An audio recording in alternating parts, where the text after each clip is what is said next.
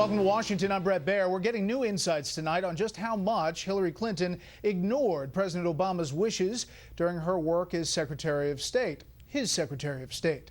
On top of violating policy by using a private email address and server to do government business, Clinton also sought substantial help from an advisor who had been essentially blackballed by the White House.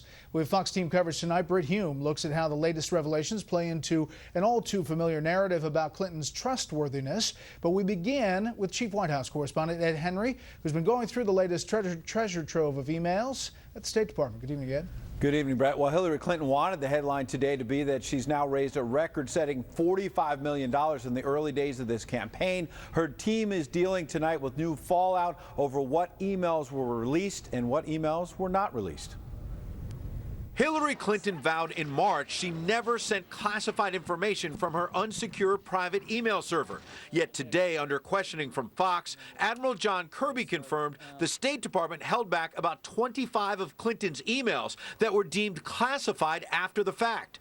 Clinton aides scrambled to insist retroactive classification does not change the fact they were unclassified when first sent. This was a prudent decision made to try to protect sensitive information, and again, it just because it's classified now doesn't mean that it was wrong to send it at the time. Yeah. The emails that were released show Clinton used Sidney Blumenthal as early as 2009 to conduct sensitive diplomatic matters, even though Blumenthal had been blocked from joining her staff by some of President Obama's aides because of political dirty tricks from 2008. Officials grew concerned the secret would leak. Then Clinton press aide P.J. Crowley, writing to Chief of Staff Cheryl Mills in June 2009, quote, FYI, we just heard from an AP reporter that Sidney outed himself about coming to the department, mentioning it without realizing he was talking to someone who actually covers our building. While Clinton recently made this claim, he sent me unsolicited emails. She sent a late-night email to Blumenthal in October 2009 saying, quote, are you still awake? I will call you if you are. There are plenty of humorous exchanges. Clinton emailing she heard on the radio there may be a cabinet meeting. Republicans on the House Select Committee investigating Benghazi said today a far more serious matter is the public only seeing the emails Clinton did not already delete. We don't know if Hillary Clinton has turned over all the emails yet. The Clinton campaign responded with a highly produced video entitled Charade, slamming Republican Chairman Trey Gowdy. Do you know more today about who is responsible for hitting our consulate in Benghazi? No, but I never expected Sidney Blumenthal to be able to tell me that anyway. While Clinton aides were secretive about sharing her personal email address, White House aides eventually did know in 2009 she was not using State Department email. In September 2009, months into the administration, State Department aides were still not sure whether then White House Chief of Staff Rahm Emanuel should be in the loop. Clinton advisor Huma Abedin emailing Clinton, quote, Rahm's assistant is asking for your email address. You want me to give him? Clinton said yes.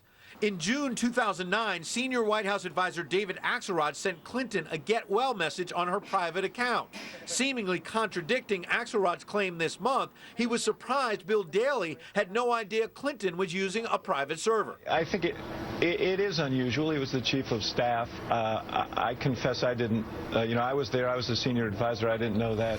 And now Axelrod clarified today he knew Clinton had a personal email account but did not know she used it exclusively or that she had a personal server. Meanwhile, John Kirby also revealed that to shield separate Clinton emails from the Benghazi committee, the administration has now invoked executive privilege, a very rare move, Brett. Ed Henry live at the State Department. Ed, thank you. Hillary Clinton was already facing negative numbers in public polling about her honesty. Senior political analyst Britt Hume is here with some of the backstory on Mrs. Clinton's ongoing struggle on that front. Good evening, Britt. Hi, Brett. Nearly 20 years ago, the late columnist William Safire of the New York Times described Hillary Clinton as a, quote, congenital liar. The list of her whoppers was long then, and it has been growing ever since. She claimed that as a novice investor in Arkansas, she made a 10,000% killing trading cattle futures by reading the Wall Street Journal, something one observer said was akin to, quote, driving to Hawaii. She said she came under sniper fire in Bosnia in 1996. She didn't. She said her daughter was jogging around the World Trade Center on 9/11/2001. She wasn't. She even once claimed that she was named for Sir Edmund Hillary after he became the first man to climb Mount Everest. But that didn't happen until 5 years after she was born. More recently, she claimed she'd turned over all her job-related emails from her days as Secretary of State, but work-related emails have since turned up that the State Department didn't have. And she claimed the notorious Sid Blumenthal was just an old friend with whom she sometimes kept in touch and who sent her unsolicited emails. Turns out, as we've heard, that she was reaching out to him in the dark of night from the first year of the Obama administration, and her emails make clear she welcomed and encouraged his advice. With such a record of mendacity, and there are numerous other examples, one thing is clear. It's a good thing for Hillary Clinton that she's not a Republican. Brett?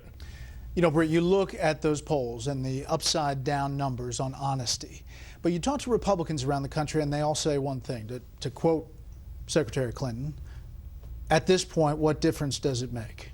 Well, that's the concern that a lot of Republicans have, that she's somehow bulletproof in this regard. But something explains her bad numbers on trust.